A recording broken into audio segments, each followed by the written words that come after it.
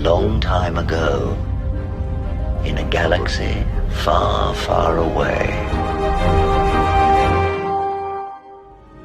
You like me because I'm a scoundrel. There aren't enough scoundrels in your life. I happen to like nice men. Nice man. Very nice.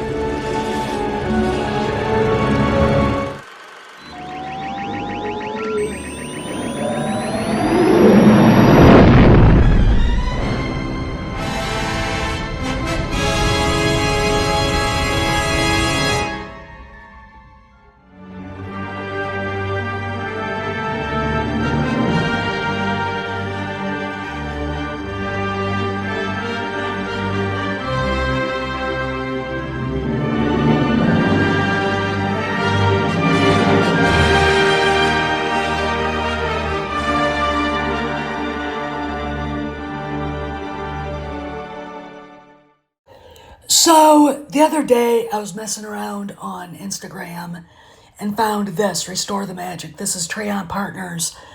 Basically, an Instagram account with the SEC filing and the issues written down in the SEC filing that they are looking at as far as Disney goes. And if you're on Instagram, I suggest you follow them if you have any interest in any part of Disney, be it the parks, streaming, the studios, anything like that, hospitality, even the cruise lines.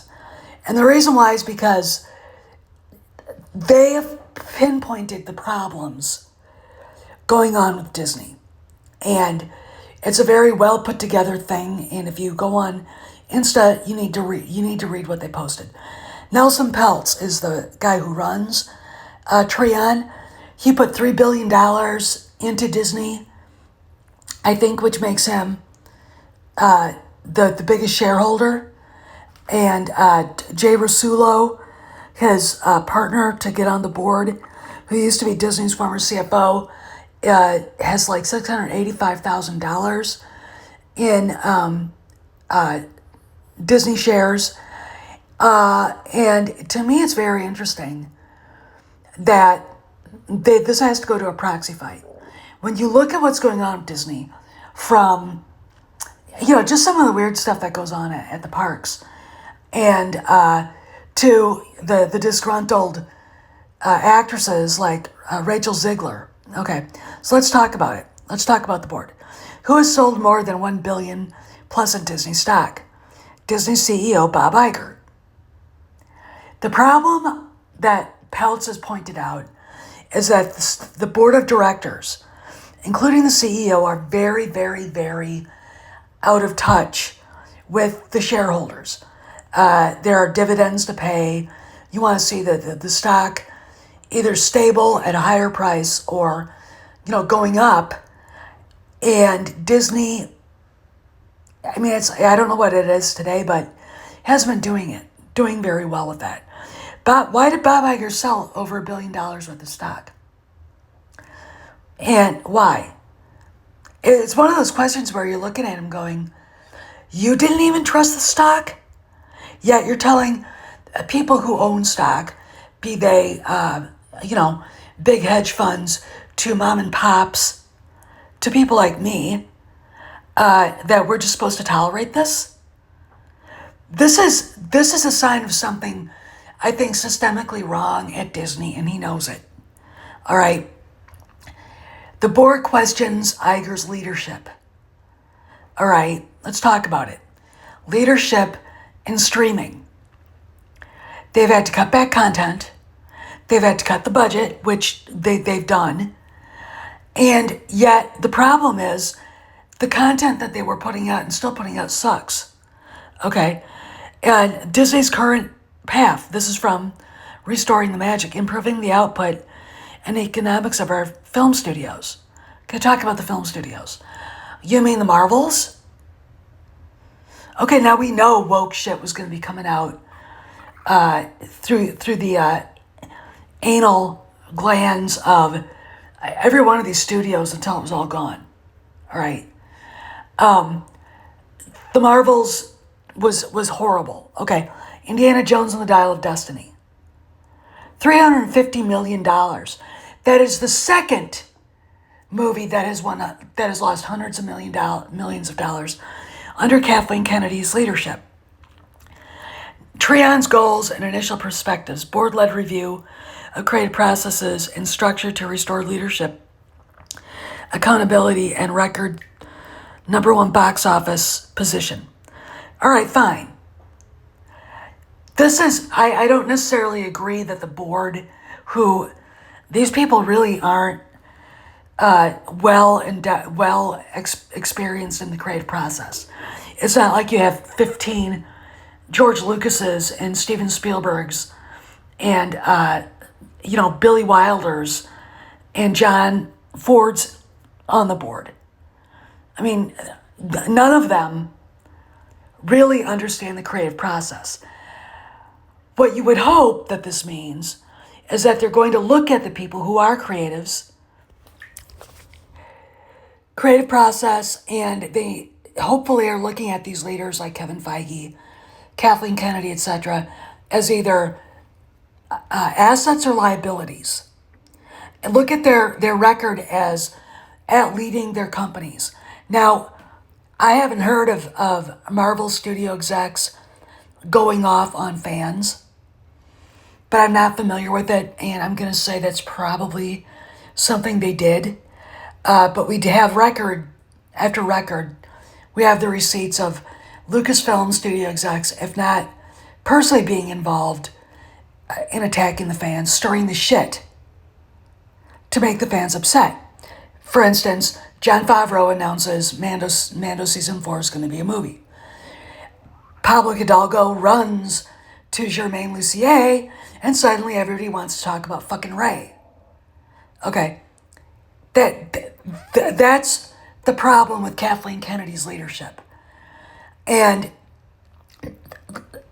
this is what I would hope Nelson Peltz understands and notices. And, let's talk about this further. The age of men is over. The time of the orc has come. That one just drew a pentagram on the floor and chanted, "I summon thee," 3 times.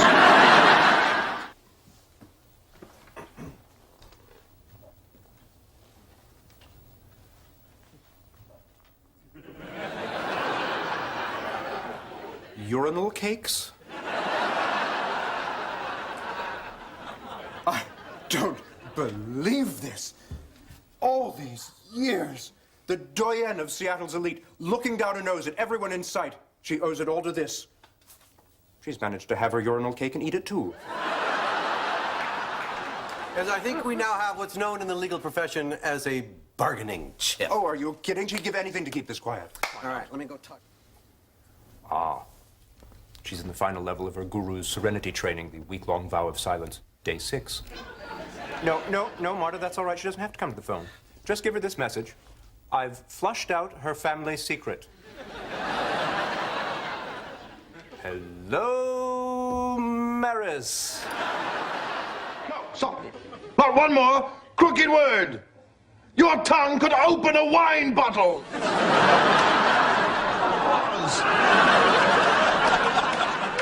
I never had an agent. It's not like she worships the devil. Well, she doesn't have to. He worships her.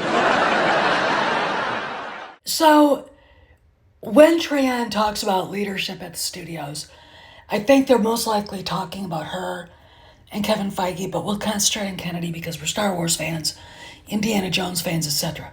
And this is what we talk about here anyway, Star Wars. When you look at Kennedy's behavior, when you look at the way Bob Iger couldn't control the narrative with her, where she went completely off the script he gave her, you see the problem here. First off, Iger is not respected by Kathleen Kennedy, first.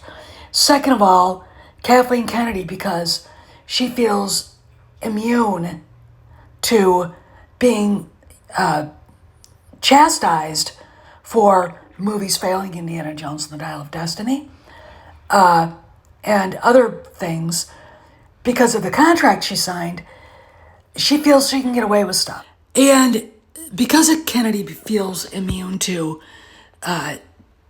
basically being chastised and or fired outright, she could go and do the opposite of what Iger has asked her to, which at Star Wars Celebration last year.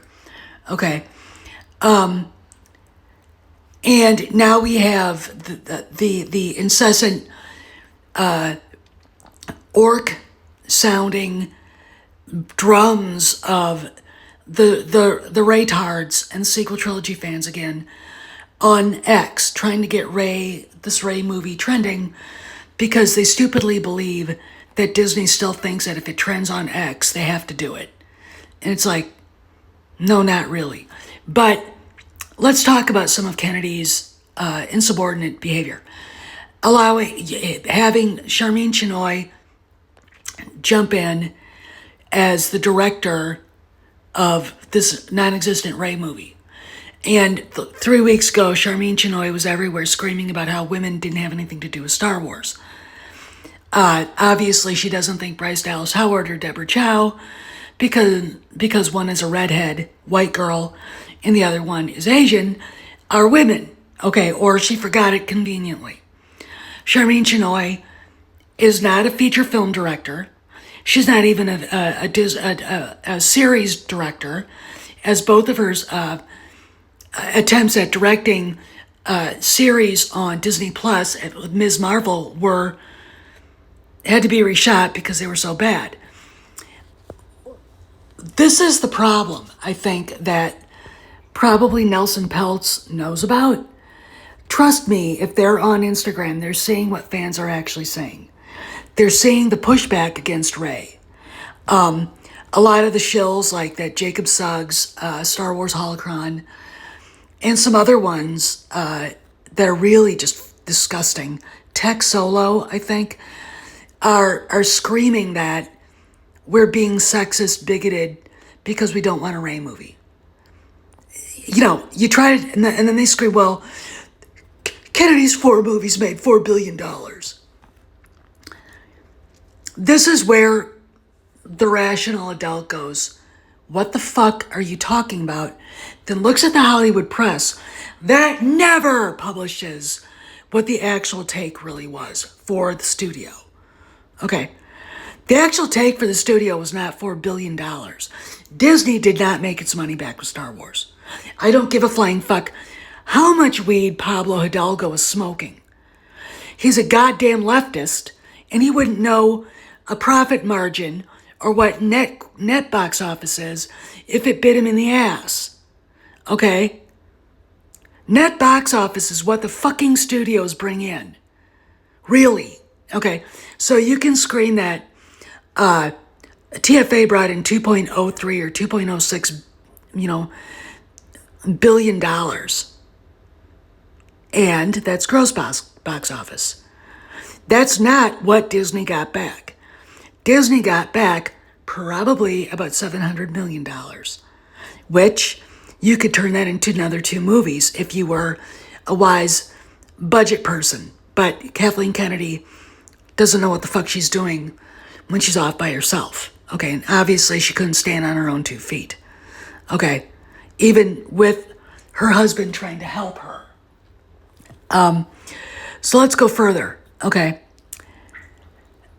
what was the actual net that Disney probably got back from the 5 movies that were made? Probably less than $2 billion, because you add up the movies that let's see, TFA, TLJ probably made money. Rogue One did not. Okay, there were reshoots abounding in that one, and again, what people on the left who love this garbage, and the people on the right seem to forget, because they want the garbage to be real so they can make money on YouTube, fail to understand is that if you take production costs and then add the cost of reshoots, your production costs go higher. Okay? And I'm going to say this, my dad would say this, you can't fit 10 pounds of shit in a 5-pound bag. Okay? So if Rogue One brought in $1 billion, All right, what did it actually bring in as far as net profit? Probably less than 200 million. Okay, let me get into TLJ. TLJ made 1.3 billion, which is $1 billion less than what it was, which is more than $1 billion less than what it was projected to by Disney itself. Okay, once the movie came out, word of mouth came back, and people were like, "Fuck this shit, we're not doing this." Okay, it probably made a little bit of money. All right, then we get into Soy-Lo, a Soy Wars story, which lost between $250 and $300 million. $350 million. So you take the little net that the first 3 movies made, and you take $350 million off that. Okay. All right. You have a much smaller net, probably about $1 billion, maybe 900 million. Then you go to The Rise of Skywalker, which was filming up till 2 weeks before the movie came out. It barely grossed $1 billion. How much money did they really spend on production? Again, there were reshoots. We heard 40%. I would probably think it was more. Okay. How much money? Probably didn't make a dime. Probably lost money. Not sure. So let's go 700 million. These movies are about $1 billion together is what the Kathy Kennedy era Star Wars movies have made. Then we go into Indiana Jones and the Dial of Destiny, which should have been great, but it lost $350 million. And now you see where I'm going with what Nelson Peltz said here. When you look at these 5 movies, you see a downward trend that starts immediately after the first one left the theaters. And it is something that needs to be looked at. Rogue One didn't star Luke, Han, and Leia. It made $1 billion. Okay, reshoots probably made it cost more than it should have. Kathleen Kennedy's trademark. Okay. This is what Nelson Peltz is talking about, the creative process. Why does it cost so much? Why did she have to go to reshoots? Who's writing these? Who's directing these? All right. J.J. Abrams is the Kmart of directors. Rian Johnson, I wouldn't even hire him to direct an episode of One Life to Live, for fuck's sake. Okay. This is Kathleen Kennedy here. And the problem is Bob Iger does not have any control over her. Because of the contract he signed, and he kept renewing, saying that she couldn't be fired for cause. And I'm sorry to say this, but her contract should have been over in 2018 because of what happened with the director of Rogue One, Gareth Edwards. That alone would have told me she's not fit to lead Lucasfilm. She's not a studio head. She got lucky with The Force Awakens, but I would have had him in my picture on my desk of Harrison Ford, Carrie Fisher, and Mark Hamill together. That's why that worked. That's why people came to that movie. Didn't get what they wanted because of Kennedy. And we'll talk about J.J. Abrams and his 25% different someday down the road. But Nelson Peltz has a point when it comes to creative process and Lucasfilm. Okay? And I'm shocked that no one talks about this. But it doesn't shock me that the Black Pill Blobs and the sequel trilogy shells don't understand basic gross box office versus net merchandise sales. They can talk about it from the Black Pill side, but they act like it doesn't matter to Disney, and it does now. And it did in 2018 when we started looking at this stuff. This is Steph, signing out. I'll see you around the galaxy.